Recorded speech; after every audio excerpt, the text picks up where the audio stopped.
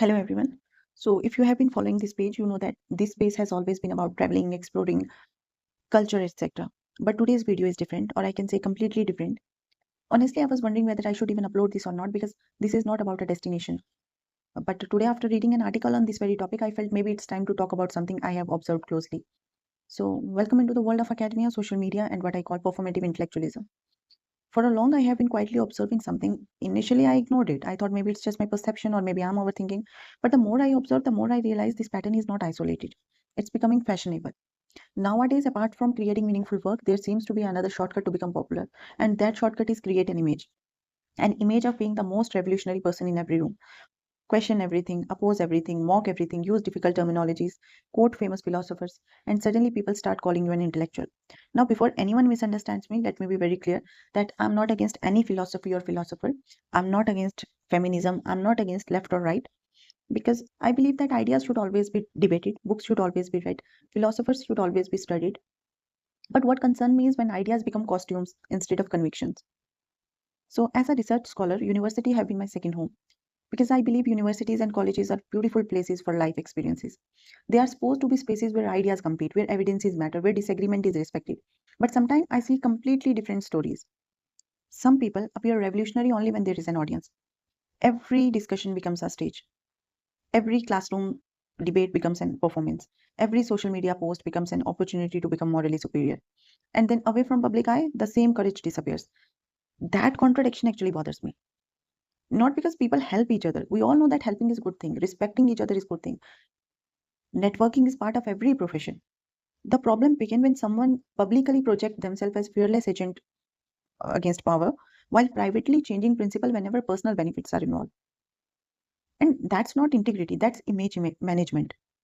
And there's one another side that really get discussed, that many self-declared revolutionaries constantly speak about equality, ethics, and justice, and moreover ethics mostly. But behind closed door, their conversation changes. Instead of discussing idea, they discuss people. Backbiting become intellectual discussion. Character assassination become activism. Rumors become analysis. Jealousy get discussed as ideological disagreements.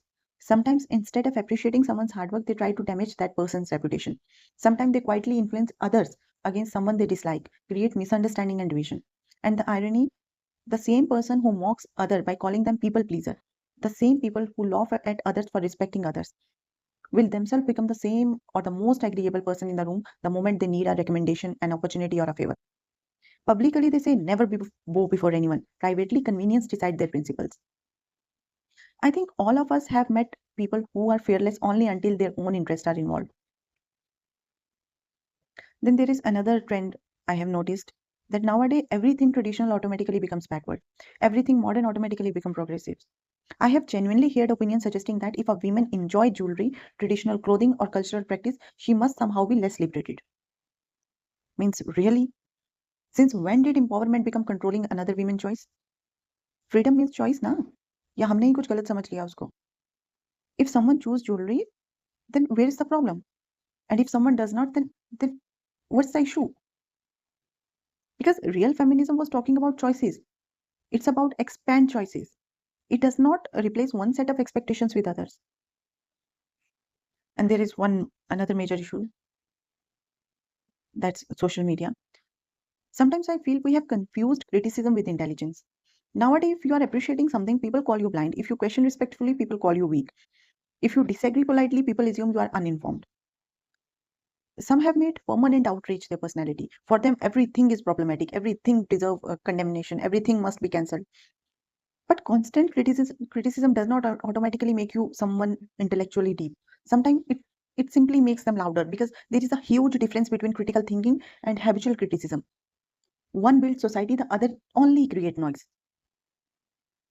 So I think a true intellectual is different. A true intellectual reads more than they just speak or babble, listen more than they lecture, question themselves before questioning everyone else, respect people even when they disagree with them, does not destroy someone's image just because they are successful, does not spread rumor to satisfy the ego, does not change value according to convenience, and most importantly, has the courage to admit I was wrong. Because all this is built on humility, not ego. Knowledge should make us curious, not arrogant. And let me clear, this video is not about attacking any ideology, nor it's about judging individual. It's simply an invitation to ask ourselves and question that Are we living our principles or are we only performing them? Because principles that exist only in front of cameras are not principle, they are branding. And if this video make you uncomfortable, don't ask whom I'm talking about. Ask yourself why. Why are you uncomfortable with this? Maybe you will agree, maybe you will disagree. Both are welcome. Because real intellectual discussions look like this only. And if you enjoyed this different kind of conversation, let me know in the comment.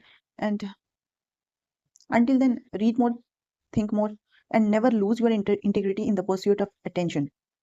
See you in the next video.